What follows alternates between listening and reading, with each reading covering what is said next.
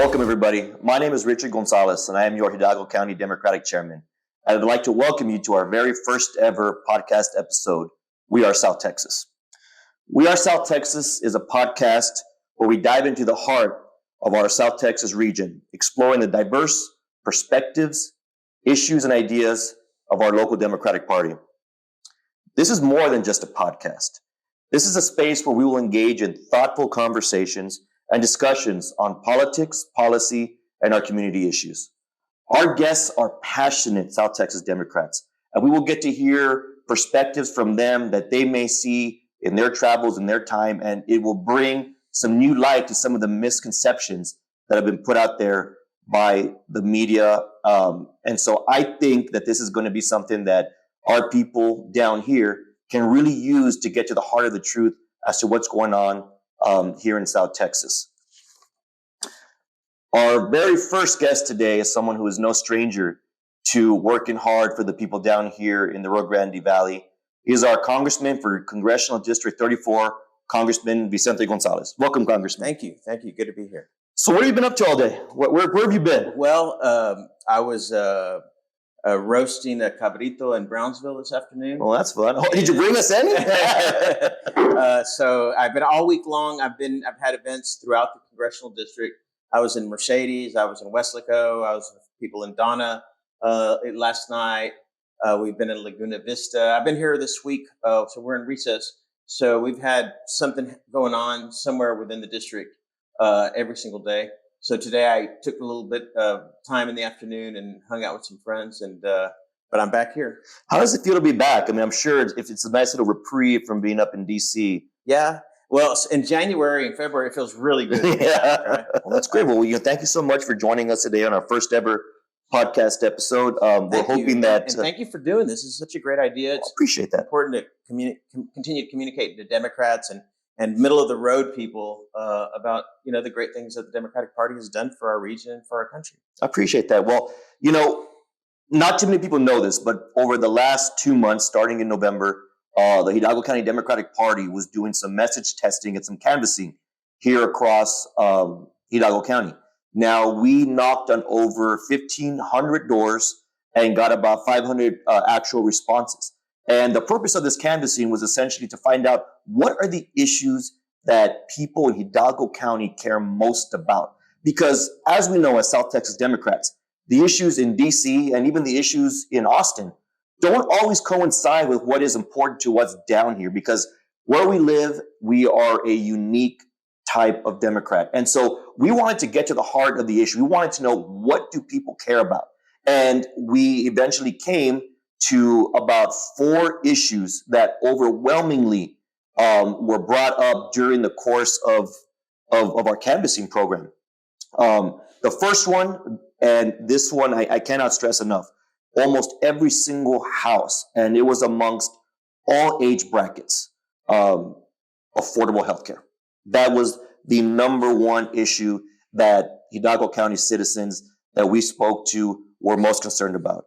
And our region faces the highest rates of obesity, diabetes, and cervical cancer. And Texas has the highest percentage of uninsured people in the country at 17%, and Hidalgo County alone is at 33% uninsured people. Those with employer plans are spending more of their income just to pay for their insurance plans. And most people down here in Hidalgo County either wait to the very last minute until they're so sick that they have no other choice, or it gets to a point to where they are in dire need and they have very, very bad consequences. Now, aside from that, we have diabetes, which is huge. We have insulin prices, which are high. And the issues that we seem to run across are lack of access to medical care and a disparity in treatment options and availability. Now, Congressman, what has been done to promote competition in the healthcare industry and to support lowering prescription drug costs for American families? Well, let me tell you, under ARPA, we were able to reduce the price of 10 pharmaceutical drug prices, and we're able to control them. First time in history, one of them being insulin. And for our region, that's huge with a high level of diabetes. We were able to cap insulin at at $25 a month for people that are on Medicare.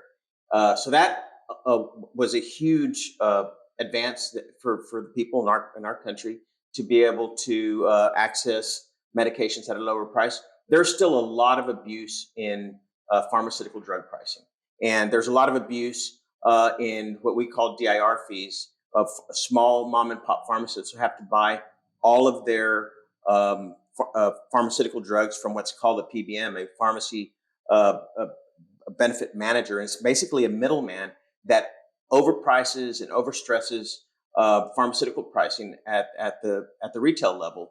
And we finally have passed some legislation and some policy changes that are going to start improving this. But this is something that's been going on for a long time. Really hard to push back against some of these huge corporations that have billions of dollars and that spend millions and millions of dollars in Washington, D.C., lobbying members of Congress and people to support and allow them to continue this abuse. I mean, it just seems to me that anywhere you turn, you know somebody who's been affected by this particular issue. It doesn't matter if you're here in Hidalgo County, if you're anywhere in this entire country. What's been the Republican stance as far as passing legislation to help out your everyday working class families to gain access to this to better healthcare? Well, on healthcare, there's been no stand. There's been no move on the Republican side, as you know. And in fact, here at the state level, our Republican governor refused to expand Medicaid and has left billions of dollars of healthcare services on the table that Texans could use. And we only have, I think, 10 or 12 or 13 states in the entire country that have not expanded Medicaid and have taken the opportunity of these massive federal resources. Now, Texas has the highest level of uninsured.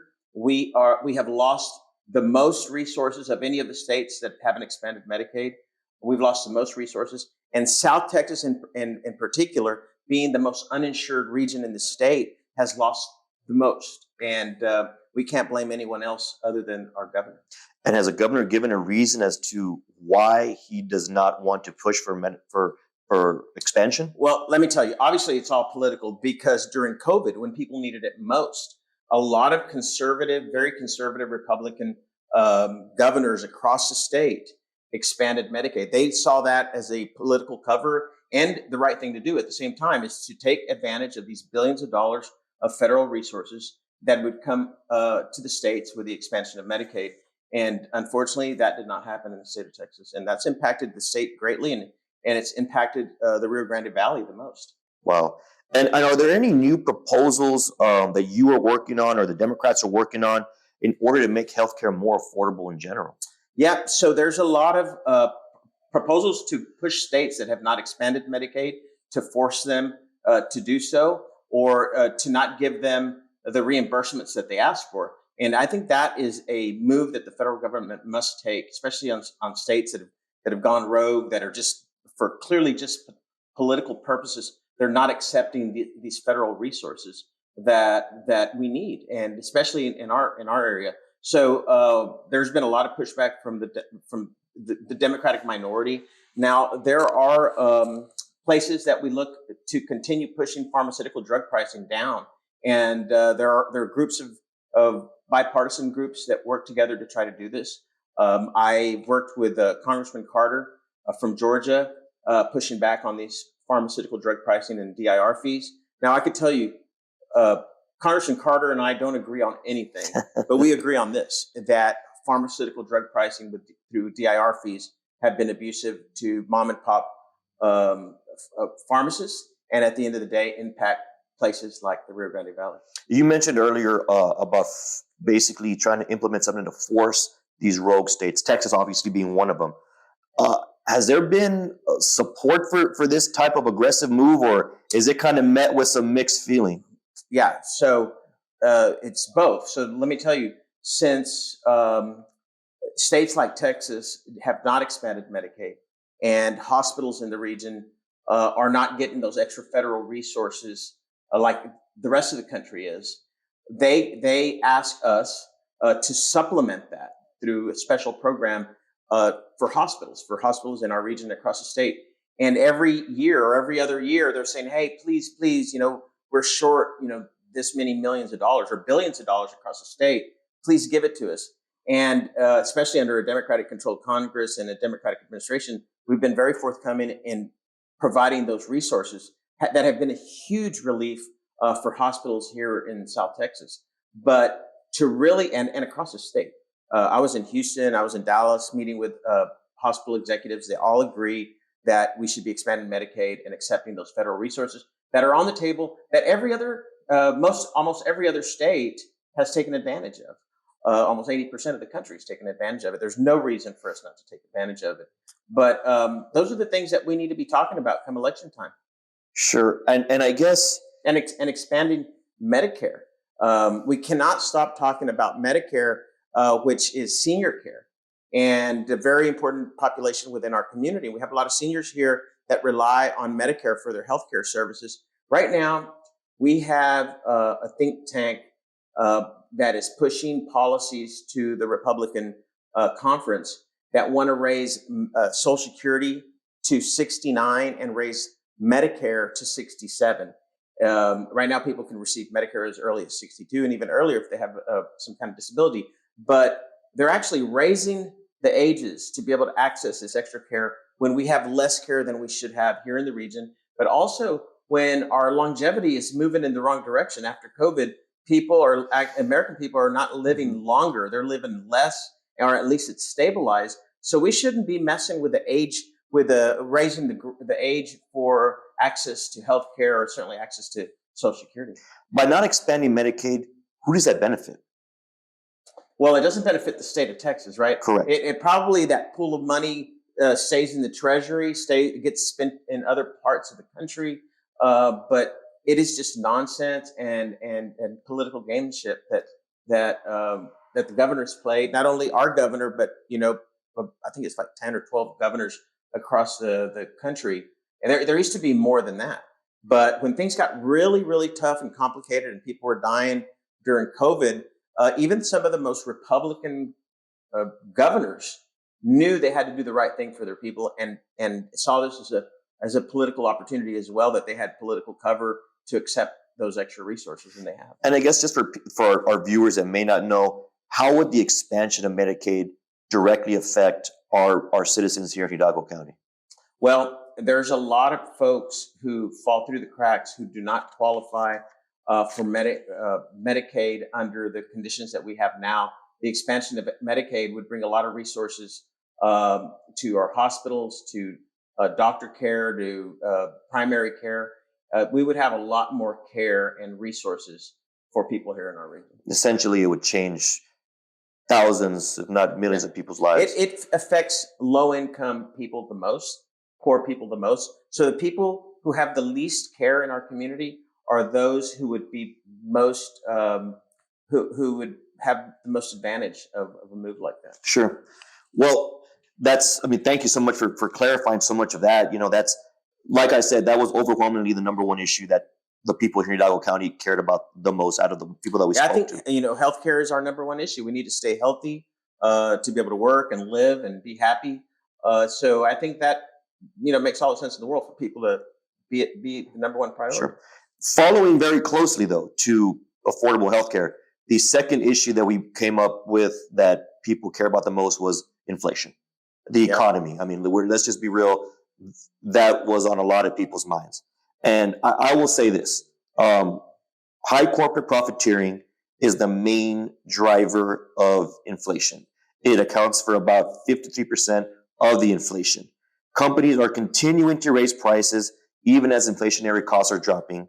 And inflation rose by 3.4% for the input, but the producers only saw about a 1% increase. So it's a completely, disparate number. Corporate greed is real, and we got to come to terms with that. In fact, people used to say, well, it's because fuel prices are so high. In order to transport goods, we have to make it up, and that's why prices are higher at the grocery store or at the retail shop. Well, gasoline prices have dropped dramatically, as you see, and inflation in general has dropped some, but not enough. And most of this is due because of corporations that continue to keep prices high as long as people continue to pay, and they figure, we'll let the market adjust it but it's been a problem, right? Sure. It's been a problem, yeah. Sure. So I read a report from Groundwork collaborative think tank. And it stated that the corporate profits accounted for about 53% of the inflation during last year's second and third quarter. I mean, what are your thoughts on that? Yeah, those are conversations that we're having in Washington, and to put pressure on some of the largest corporations. On top of that, under President Trump, they had the largest tax cuts in history. The same people who are profiting the most in American society are also paying the least taxes back into the system, which ultimately impacts everything we do and the way we live. And the standard of the average American has dropped dramatically since 1975, continues to drop because of policies like this. And so, you're up in Washington. You're on the front lines of what's happening. What's the forecast for inflation moving forward for the next couple of years? What are you seeing, and where do you think we'll be 2, 3, 4 years down the road? Yeah. So I'm optimistic. The Fed's raised rates to kind of slow down some of that inflation, which has been impactful, and they're talking about potentially bringing rates down in the next year or so, which we're hopeful for. At the same time, while talking about inflation and some of the things that we're definitely working on that have improved a little bit, but certainly we have a ways to go. We need to also be thankful for the positive.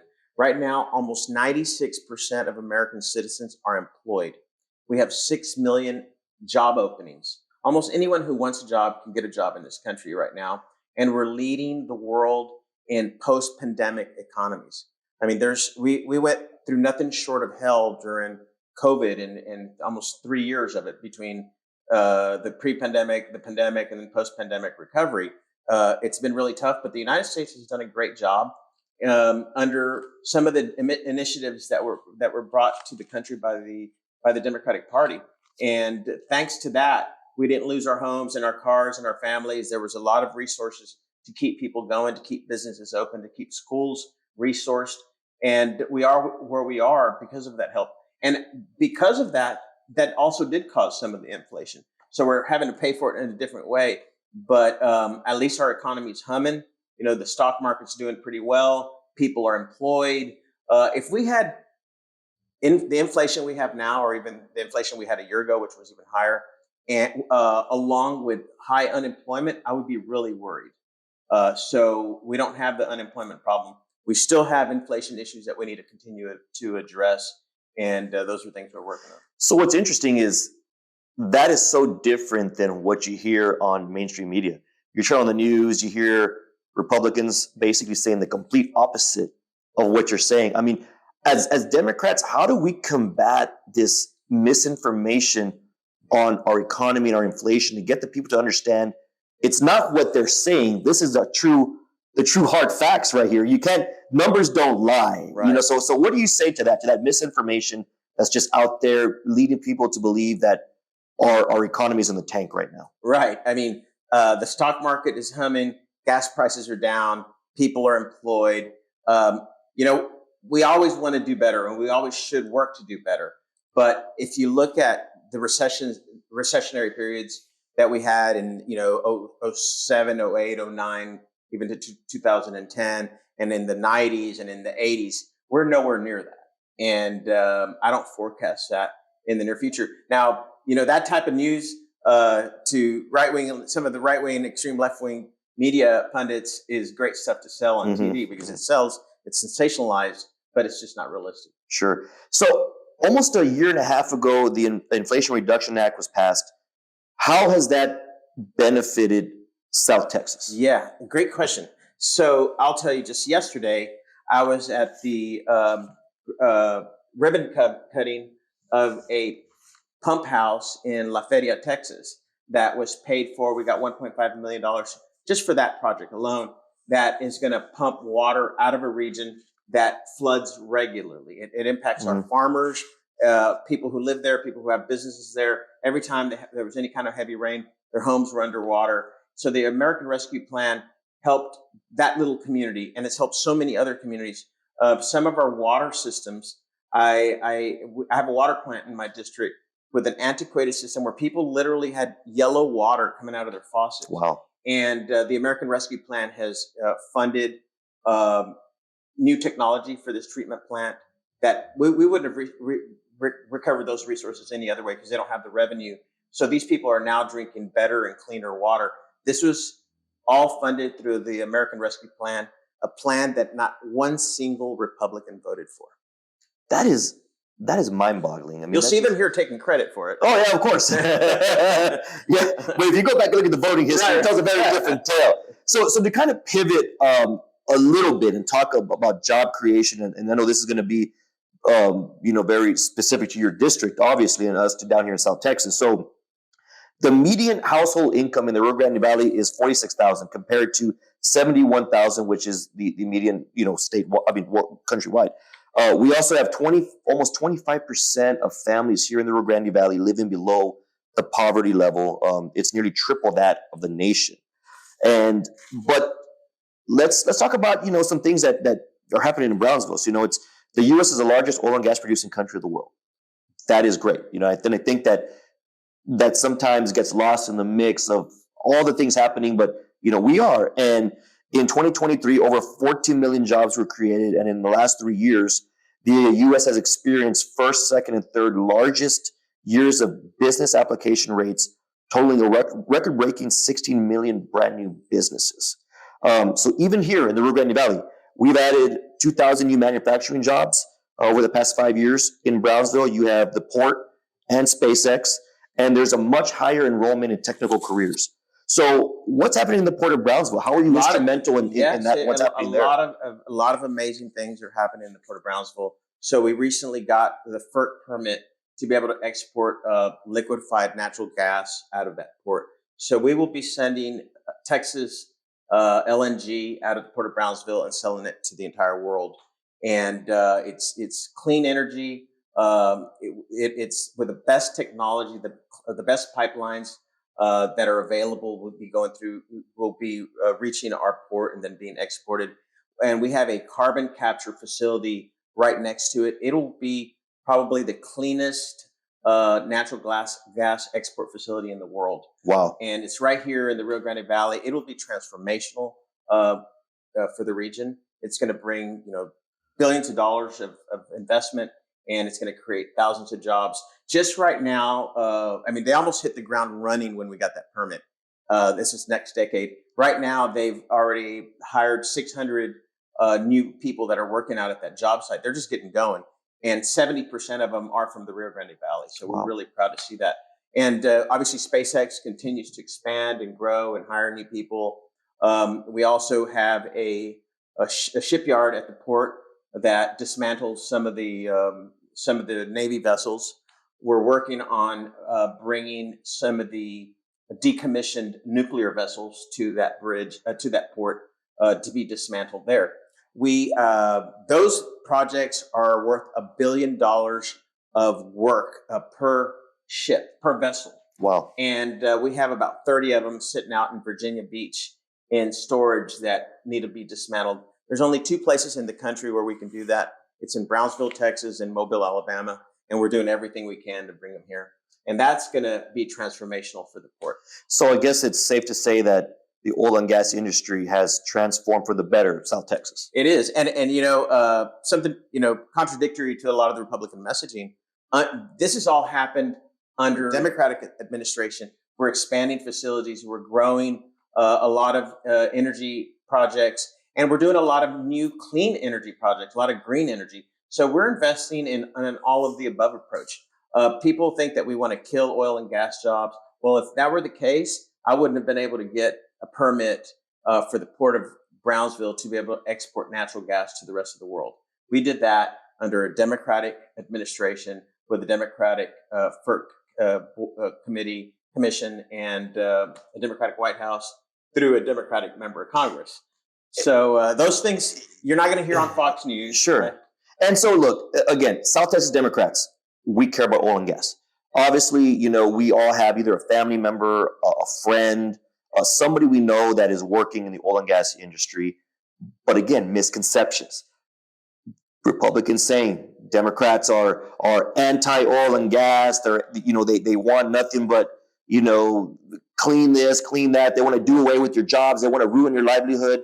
I mean, to the people who listen to that, what would you tell them? Yeah. So let me tell you, I think the world is evolving into cleaner energy, but oil and gas will always be part of the stock of energy that we have in this country. We have a lot of it, and I always say, don't forget that natural gas lowered carbon emissions in the United States by 50%.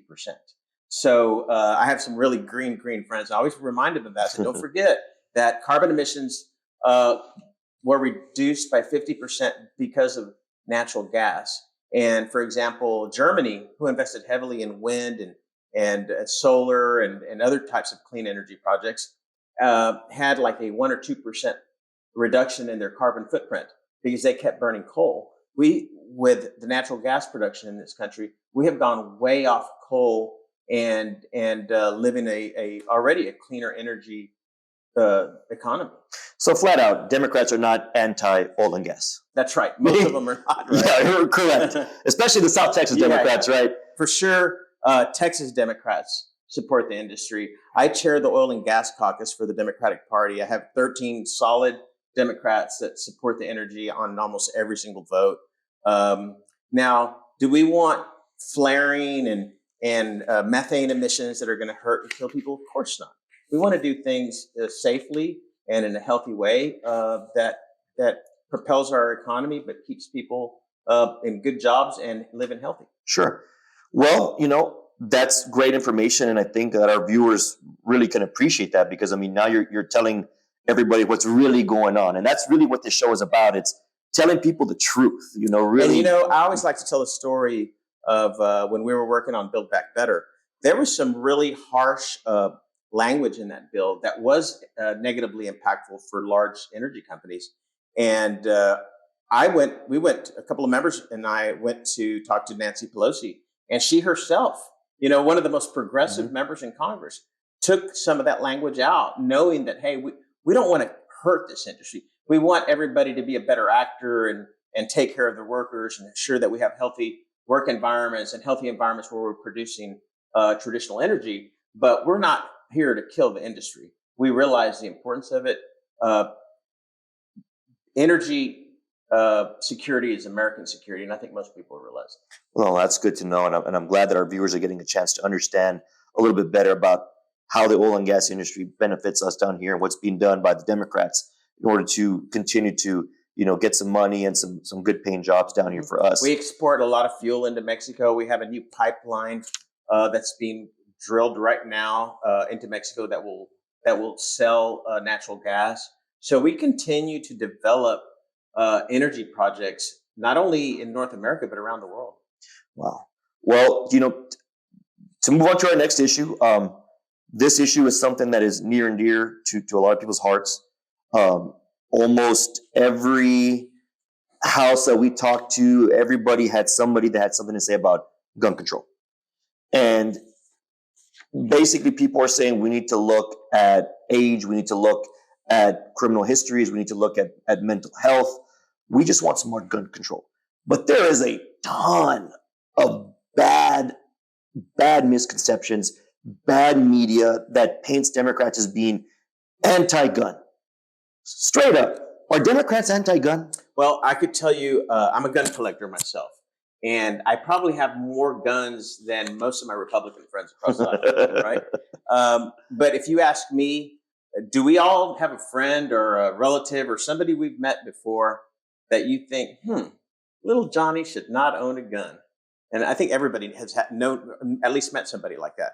And I do think that we need to have stronger background checks. I think we should have red flag laws. If you have just gotten in trouble for beating your wife, you should not have access to guns or be purchasing a gun. If you just got out of jail for violent crimes, you should not have access to guns. If there's reports of strange behavior, I think you should go on a database where you get, maybe there's a secondary investigation into somebody. If you look at some of the tragedies that have happened across the country, most of them have been linked to either mental health or lack of information from databases. They'll say, hey, this person did something really wild and crazy, and he was in law enforcement, for example, or he was in the military, he was here and there, or he was working at a university, and you find out that he had been in trouble in another state a few years back, but there was never shared information. I think that's improving.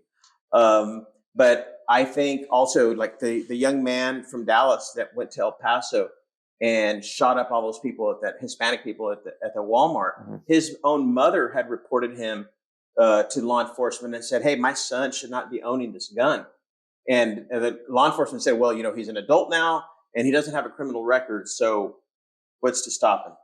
But there should be ways to raise red flags. If you see what happened in Uvalde, that young man also had some emotional issues that had been reported, but taken for granted. We need to find a way to take these types of reports and outcries especially from family members, from teachers, from coworkers, and be able to quantify it and put it into some kind of database where when people show up to purchase that AR or whatever they want to buy, they say, "Okay, we'll sell it to you, but we want to take a little closer look. We want to find out what's going on." But we need to have a law that doesn't infringe on your civil liberties, but at the same time, it has a thorough background check on everyone who buys it. I wholeheartedly agree with that. I'll tell you this. I own a lot of guns. If I want to go buy a gun and they tell me, "Hey, fill out the application," I also believe in waiting periods. And fill out the application, tell us what gun you want, and you can come back and pick it up in 2 weeks. I'm totally cool with that. And I think most Americans are. What's the temperature like in DC right now when it comes to gun control? I mean, what's the vibe over there? I mean, is it something that looks like in the horizon we're going to get something done? Some smart legislation, not just anything reckless, but something smart. Or does it look like it's been stalled out? It's a very divisive issue, and sometimes until you're personally touched or affected, you don't change your mind. And I can tell you this because, for example, that last shooting that we had in Maine, Jared Golden, who's a good friend of mine, military veteran, he voted against some tough gun legislation, and he's really rethought things after a tragedy like that happened in his congressional district. And we shouldn't have to wait for a tragedy to occur in our district. I think we should be proactive and trying to figure how we can, without infringing on people's rights to own a gun, how we can improve policies at the stores and with background checks and red flag laws and waiting periods. There are a lot of things that we could do besides taking people's guns that would solve a lot of the societal problems that we've had that have resulted in these mass shootings and tragedies across the country. And so what would you tell the people out there who have a misconception about Democrats? They're thinking we want to take your guns. We want to infringe your civil liberties. What do you want to tell people to clear that up? I could say, let me tell you about the Democratic Party. We've been in and out of power for a very long time, and we've never taken anyone's guns. True. I have a lot of Democrats that come down here every hunting season. So I can assure you, would fight tooth and nail to make sure people don't lose their right to bear arms. But we need to go back to basics of who we are as Democrats and not who they try to brand us to be. The Democratic Party is a party that gave Social Security and Medicare to seniors. The Democratic Party is the party that gave equal pay for equal work to women. It's the party that created a 40-hour work week when people were being taken advantage of. Here in the Valley, they were really taken advantage of. Mm-hmm. They created a minimum wage. They gave the American veterans the GI Bill to take care of them when they finished their obligation to our service, so they can get an education and have health care. And a lot of people who were able to enter to the middle class, especially down here, and I count myself being one of them, did it through education. And most of our opportunities through education came throh Pell Grants and student loans. Every program that I just mentioned was done by the Democratic Party. So the Democrats have policies that help the American people. We're not helping big corporations or foreign governments or PACs or large, powerful entities. We're helping common people enter the middle class and be able to have upward mobility and progress. And many of us have had the opportunity to take advantage of those programs and have obviously cherished the opportunity to enter the middle class and do better. Sure.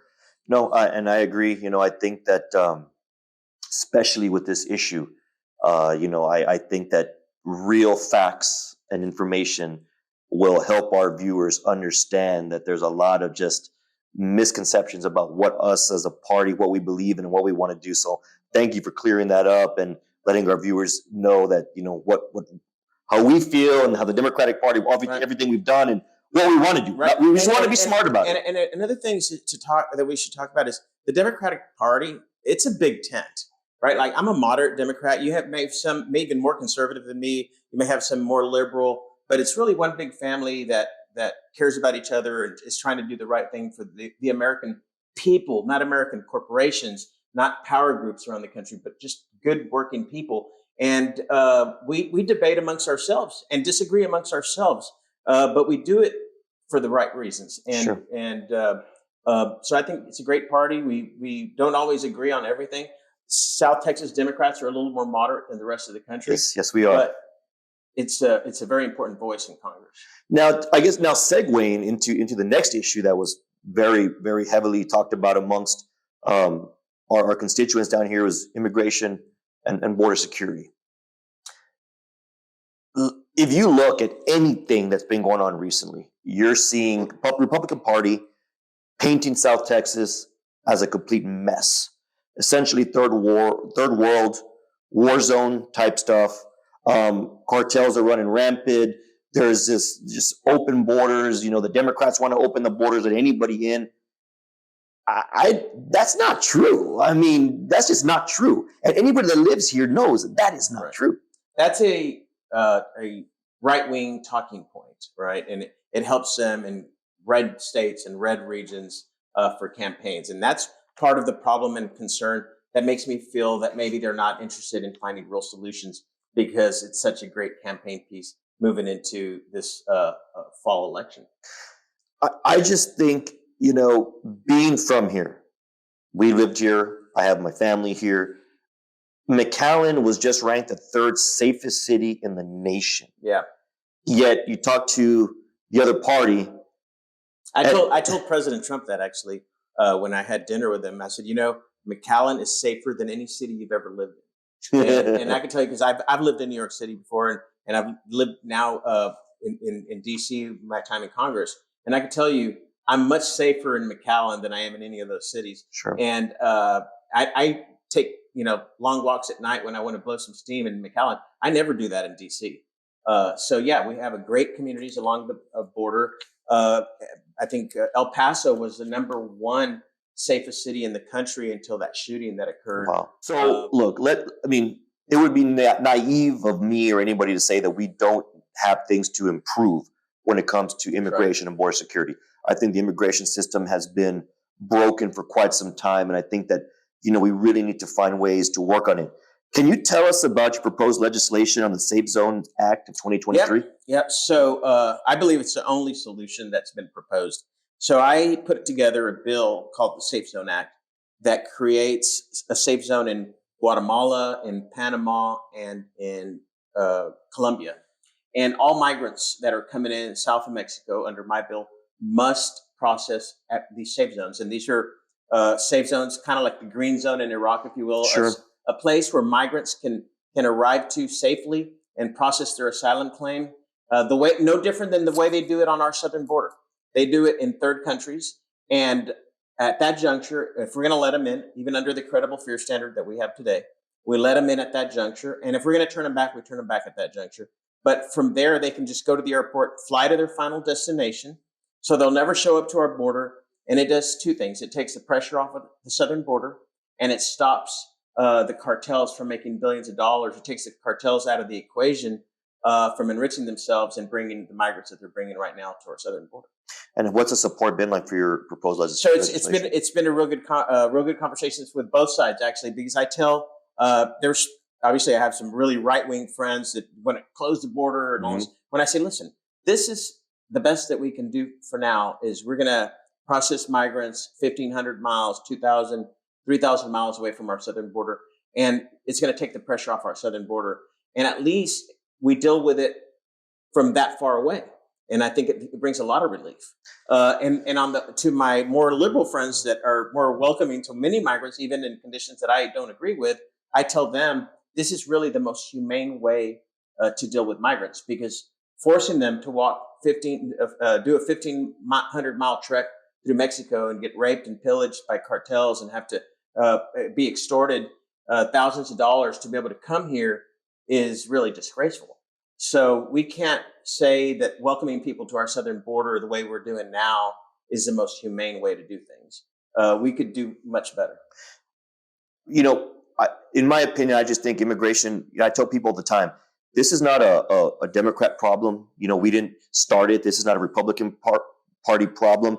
It's a United States problem. It's something that I think that together we need to figure out a solution, right? We need a bipartisan solution. And for us, it's not a party thing. This is real life, right? We're on the border. They take, whether you like it or not, when we're dealing with the migrant surges that are not our fault. We just happen to be at this location.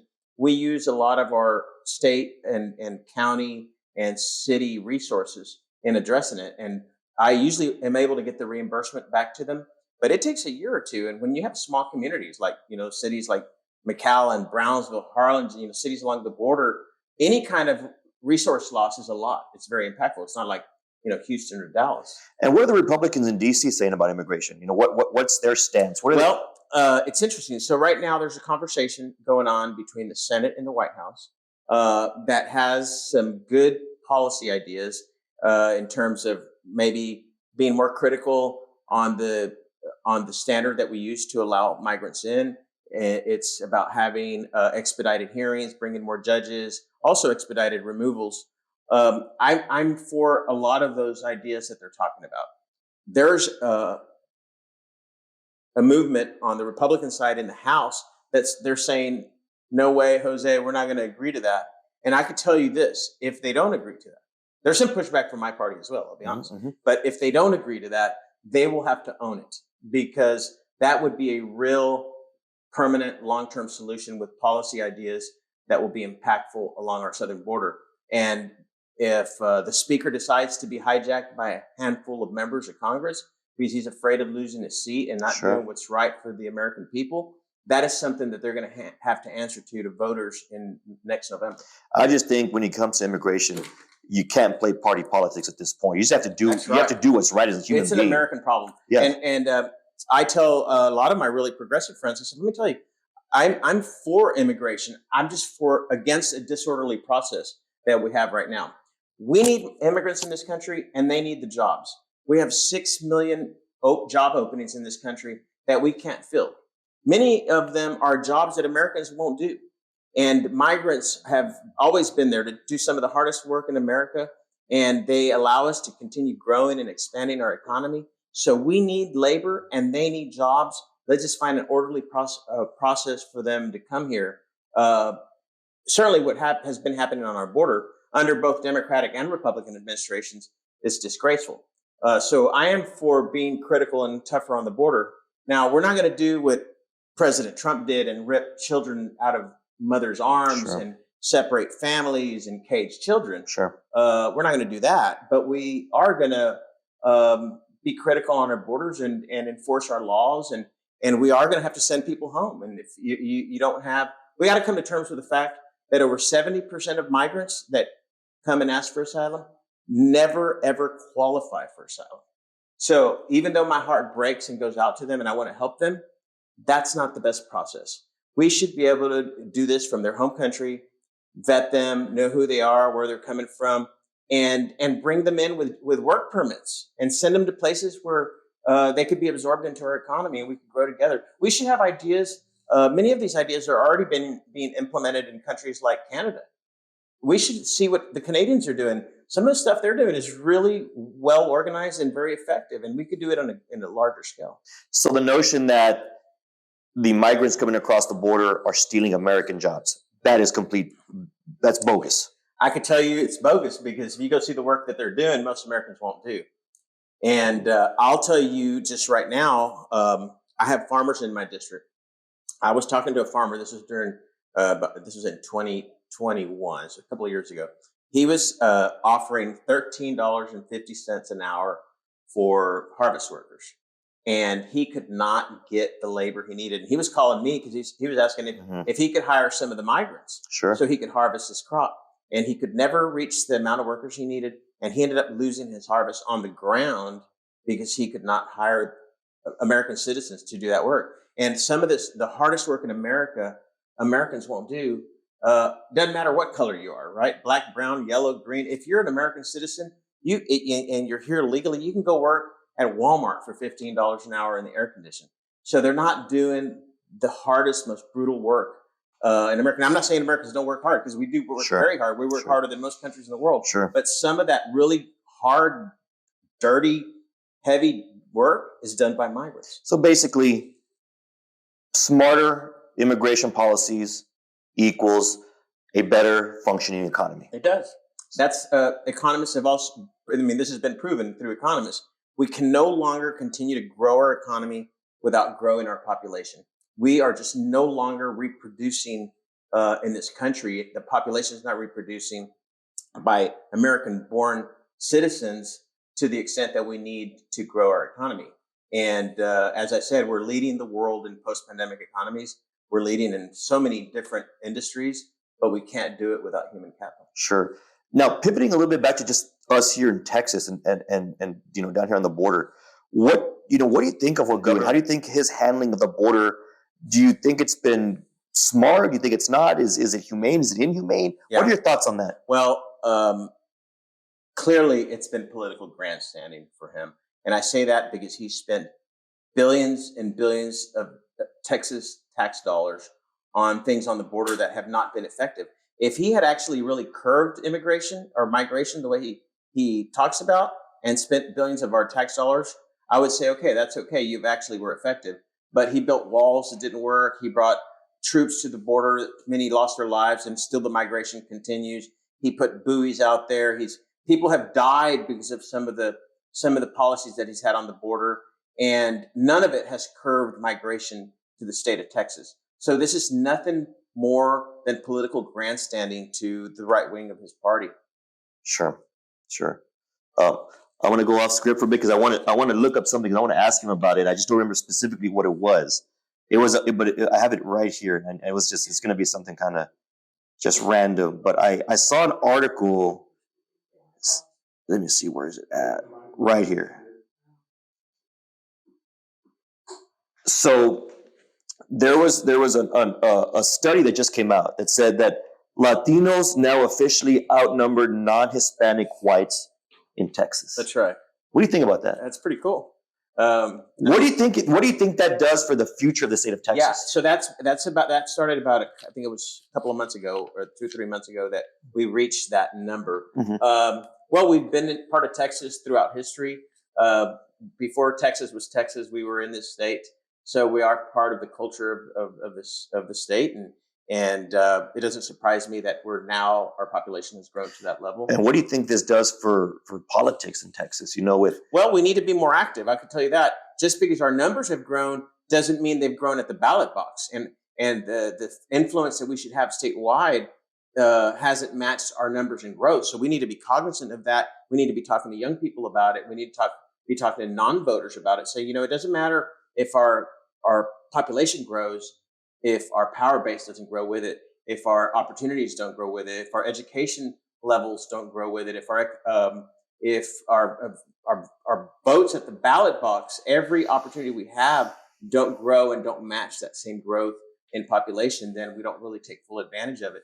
So those are conversations we should be having in our communities, and talk about the importance of certainly political engagement and all the other economic and educational opportunities that come with participating in society. Excellent. Well, Congressman, I want to thank you so much for being here, for our first show, being our first guest. It means a lot to us. You're up for re-election. What do you want to say to the voters? This is your time to tell them. Well, we're going to continue working on the issues that we just talked about today and continue delivering. Since I arrived to Congress in the last 7 years, we've brought almost $8 billion in federal resources to South Texas. And that kept our schools open during COVID. We put shots in people's arms, kept businesses open, kept people afloat. People didn't lose their homes and cars, and they had food on their table. And we continue to grow our economic base, our educational base, our universities are growing. If you drive from McAllen to Brownsville and Padre Island, you see massive infrastructure growth. and it's becoming more and more tangible. So I think in the next 5 or 10 years, it's going to be just massively transformational. I hope I live long enough to really enjoy it. Well, Congressman, I thank you so much for the hard work that you're doing for us down here. Continue to make us proud, Thank you. and we will, and we look forward Thank to. you for all you do here. Thank you. Well, there you have it, folks. Our first episode of We Are South Texas. Thank you all so much for joining us. This is going to be a podcast that we're going to be bringing to you for almost every month or every other month. We're going to be bringing in new guests to bring different perspectives of South Texas Democrats. And we're going to be hitting the hard policies. We're going to be cleaning up the misconceptions. And we're going to be telling the people who we are as South Texas. If you have any topics that you would like to be discussed, or if you have any comments or concerns, please reach out to us on social media. I'd love to hear from you guys. I'd love to get some feedback on this. But this podcast, like I said earlier, it's more than just a podcast. It is going to be about showing and showcasing who we are down here in the Rio Grande Valley, showing them who we are as South Texas Democrats. So I look forward to seeing you again. Thank you all.